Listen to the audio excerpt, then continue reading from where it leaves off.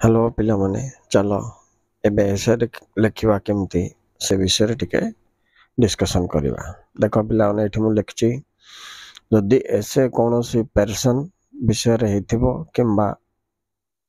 Anything वस्तु विषय रे लिखा को अछि ताहले तुम कौन करियो ए जिनस ऊपर फोकस कर। अच्छा पिला कहल मते ऐसे लिखा कहले प्रथमे हमको कौन दरकार आइडिया दरकार राइट। एबे आइडिया जदि न आसिला तो कौन करिवो आइडिया केमती पाइबो उक्त ऐसे ऊपरे क्वेश्चंस तैयारी करो राइट।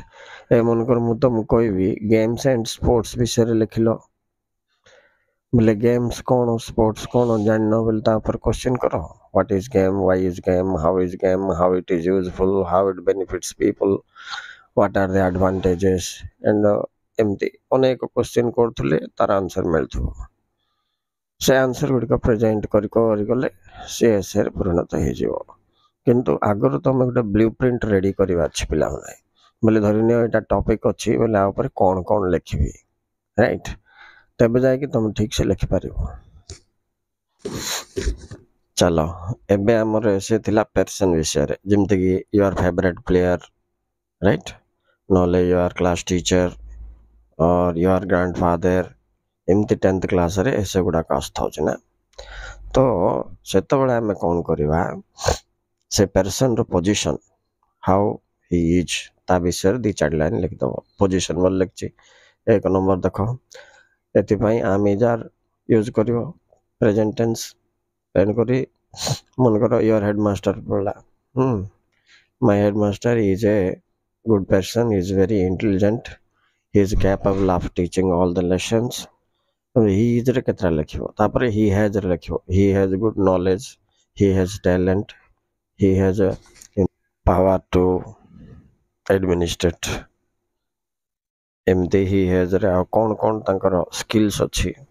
ता ऊपर टिके लिखिबो तापर तांकर फंक्शंस विषय पळेबो। एटे पिला माने वस्तु हेला एडवांटेज डिसएडवांटेजेस आसीबो आ एटे डिसएडवांटेजेस हमें एडवांटेजेस लिखि परिबानी किंतु तांको द्वारा हमें केते उपकृत होचो बोलीबाटा भी एडवांटेज रे जीवो पिला। अच्छा फंक्शन ऊपर टिके ध्यान दियो माने से कौन कौन करंती how he teaches how he administrate the school